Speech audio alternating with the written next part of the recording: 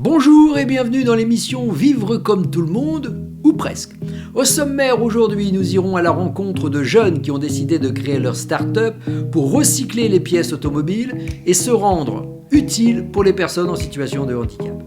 Puis nous irons dans l'Oise à la rencontre d'un chef d'entreprise qui ne prend que des personnes en situation de handicap pour animer son réseau de magasins informatiques mobiles. Ensuite, nous regarderons l'auto-école DSF de Saint-Quentin qui nous explique comment on peut être autonome au volant de sa voiture. Mais pour le moment, nous allons à la rencontre de l'usine Bonduelle. Bonduelle est connue à l'international pour ses conserves, mais Bonduelle fait également beaucoup pour l'emploi des personnes en situation de handicap. Nous sommes allés à leur rencontre. Créé en 1853, le groupe Bonduelle est aujourd'hui présent à l'international avec 14 600 salariés. Le leader international dans la transformation des légumes accorde une place très importante aux personnes en situation de handicap, comme nous l'explique Priscilla Federpil, coordinatrice de la mission Handipol. Chez nous, nous sommes convaincus que la diversité est une réelle richesse et qu'il faut la cultiver. Et pour ça, en matière de handicap, nous sommes engagés depuis de longues dates, puisque officiellement, nous sommes sous accord pour encadrer notre politique handicap depuis 2006. Notre engagement, il va se construire autour de 5 axes prioritaires. Le premier, ça va être le recrutement. Le deuxième axe, ça va être tout ce qui est intégration, formation. Le troisième axe, c'est le maintien dans l'emploi. Le quatrième axe, c'est la relation avec le secteur adapté. Et le cinquième axe, ça va être tout ce qui est communication interne, sensibilisation des équipes. Priscilla Federpil est également référente du réseau handicap à l'AGEFIP et nous explique ce que cela lui apporte. Alors, faire partie de ce réseau, ça apporte beaucoup de partage, beaucoup d'échanges. C'est une source d'apprentissage énorme. Ça nous permet d'avoir connaissance des différentes solutions sur les différentes thématiques du handicap qui existent. Parce qu'il faut le dire, il y a quand même un sacré nombre d'acteurs sur le sujet aujourd'hui. Accidenté en 1997 suite à un accident de football, Stéphane a subi 18 opérations en 9 ans. Blessé à la jambe droite et reconnu travailleur handicapé, il a aujourd'hui trouvé sa place au conditionnement chez Bonduelle. Bon, j'ai déposé mon CV comme tout le monde. Oui, j'avais une reconnaissance Cotorep à l'époque. Je l'ai mentionné parce que avec le RH, et puis bon, il a vu que c'était mentionné dans mon CV. Et aujourd'hui, ouais, on fait partie de l'équipe comme tout le monde. Aujourd'hui, je suis conducteur de ligne comme mes collègues conducteurs de ligne. Il n'y a pas de différence, on fait le même métier, le même boulot. Stéphane est également référent Handipol au sein du site de Renescure, l'occasion pour lui d'apporter son aide aux autres. Je suis actuellement aussi référent Handipol. Je suis porté volontaire pour faire un stage de 15 jours au Papillon Blanc d'Asbrook pour pouvoir être formé autour des personnes qui viennent des ateliers protégés.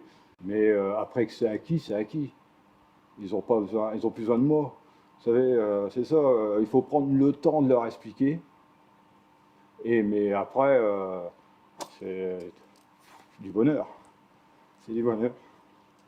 Le groupe Bonduelle est l'exemple même que l'on peut accorder une grande place à l'humain et à l'inclusion, même dans un groupe d'une importance internationale. Quand on est en situation de handicap, conduire, c'est retrouver une autonomie. L'auto-école DSF à Saint-Quentin nous a ouvert ses portes et nous explique comment les personnes en situation de handicap peuvent passer leur permis de conduire sur des véhicules aménagés. Donc voilà le cercle accélérateur. Donc on va le coulisser simplement ici dans le boîtier électronique. Voilà. Et là, en exerçant une pression comme ça, le véhicule va accélérer. Et pour freiner, la commande s'effectue ici en poussant dessus. Et là, ça freine.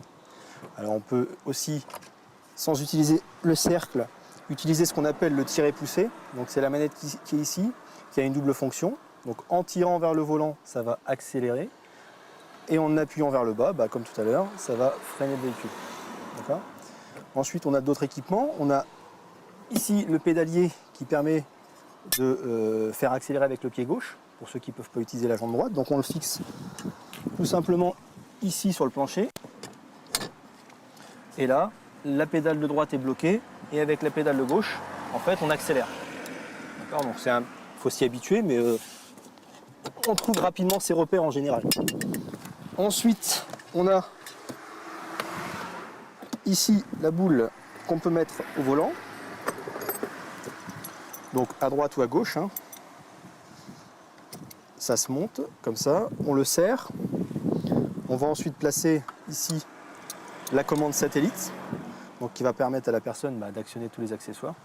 Et bien sûr la boule qui vient se greffer sur l'ensemble ici. Voilà, et qui permet de tourner le volant d'une seule main. Et avec l'autre, bien sûr, toujours l'accélérateur et le frein ici. Alors ma voiture, je l'ai eue en 2007. Donc c'est un aménagement tout au volant, avec les manettes. Donc j'ai les manettes, frein, accélérateur. Et puis donc c'est une boîte auto. Et donc à l'arrière, avec un système pour mettre le fauteuil, avec une porte coulissante. Et avec un bras élévateur où je plie mon fauteuil, je le mets dedans je le mets sur des poignées et l'élévateur je rentre mon fauteuil avec l'élévateur. Et puis ensuite je referme ma porte et puis je prends mon poste de conduite et puis je conduis la voiture. C'est les établissements Le Noir à Rouen et ça coûte 10 000 euros. En gros, l'aménagement, environ 10 000 euros. Ça m'apporte, oui, l'autonomie, pouvoir me déplacer dans la ville et puis mes différents déplacements. Voilà, ça me rend quand même plus autonome. Vous connaissez le food truck, mais connaissiez-vous l'informatruck? C'est un atelier camion qui vient dans votre village réparer votre informatique. Son fondateur, monsieur Cyril Nourri, a souhaité que tous ses salariés soient en situation de handicap. Ça a évoqué chez nous une curiosité et nous sommes allés à sa rencontre. On a pris une boutique informatique complète qu'on a miniaturisée dans un format camion, donc en 3x2, et on envoie cet atelier de manière itinérante sur un circuit de 20 à 25 dates dans les villages qui sont dépourvus de services informatiques à proximité. Et côté situation de handicap, donc Yann qui conduit son camion a eu des adaptations. C'est-à-dire que le camion en lui-même est unique, il a été adapté à ces problématiques, puisque là on a un handicap physique. Suite à un travail en menuiserie assez intensif, à lever des portes en bois et au bout d'un moment le dos il n'a pas suivi. Donc j'ai un problème de dos et de jambes et du coup je ne peux pas rester longtemps debout ni assis.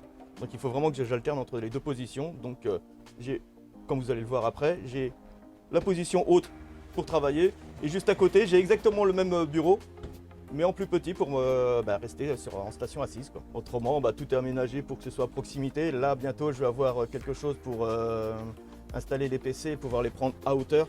Donc tout est optimisé pour que je travaille le mieux possible. On a énormément de zones blanches et ces zones blanches elles sont pour nous au-delà de 15 minutes de route.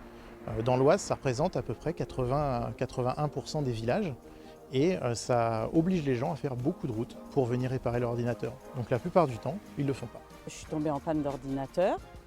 J'ai cherché autour de moi si des gens pouvaient m'aider et tout, à m'aider à rallumer mon ordinateur, pas moyen. Et puis j'ai vu, il n'y a pas très longtemps, intervention de ce camion avec dépannage informatique. Je me suis dit c'est trop génial et j'amène mon ordinateur et j'espère bien repartir avec grande satisfaction. Généralement ça se passe super bien, les gens sont très contents de voir un camion arriver chez eux. Il y a l'aspect social, l'aspect que les gens aiment bien parler quand même. Ils sont jeunes, pleins d'idées et ils sont éco-responsables. Ils ont créé leur start-up pour mettre un terme à la perte de matériel automobile et donc en recyclant ce matériel, en leur donnant une deuxième vie, ça leur permet également de venir en aide aux personnes en situation de handicap. Installé dans un bâtiment de vitamine T à Léquin, Wikip est une start-up de revalorisation de pièces automobiles. Un projet totalement fou que l'on doit à son fondateur, Alexandre Mas. C'est vrai, c'est un projet tout à fait fou qui a commencé il y a 1 an. En Dynamique et un carrossier du Nord et transforme les véhicules pour les personnes à mobilité réduite.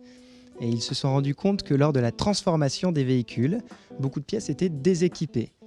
Et beaucoup de pièces étaient déséquipées puis jetées et ensevelies sous terre. Donc le projet Wikip, c'est d'arrêter de jeter ces pièces et de les garder. Wikeep, c'est oui, c'est possible de garder au lieu de jeter.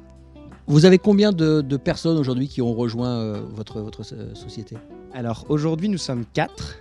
Il y a Pierre-Emmanuel en alternance qui s'occupe de l'informatique et de la logistique. Il est arrivé en février. Il y a Clément qui s'occupe de la partie recyclage qui est arrivé en septembre en alternance aussi. Et Franck qui est là aujourd'hui en stage de reconversion pour 2 mois. Moi-même. Et la grande surprise qu'on va aussi annoncer aujourd'hui, c'est qu'il y a Tanguy, futur associé, qui arrive en janvier pour nous prêter main forte parce que j'avais envie de partager le projet et de partager l'aventure. Donc on voit justement, vous venez d'employer le mot solidaire, c'est-à-dire qu'aujourd'hui, c'est pas seulement Wikeep, c'est tous les partenaires qui entourent votre société qui permet en fait, si seul on va vite, c'est ensemble qu'on va loin, quoi. Exactement. Nous, on a besoin de l'aide des carrossiers pour récupérer les pièces. On a besoin de vitamine T pour toute la main-d'œuvre. Et nous, c'était très important pour nous d'associer cette mission sociale à notre mission de recyclage pour aller vraiment jusqu'au bout de notre mission. Voilà, cette émission est à présent terminée. Vous avez pu le constater, toutes ces personnes ne souhaitent qu'une seule chose, que nous puissions vivre comme tout le monde, ou presque. On se donne rendez-vous la semaine prochaine sur WEO.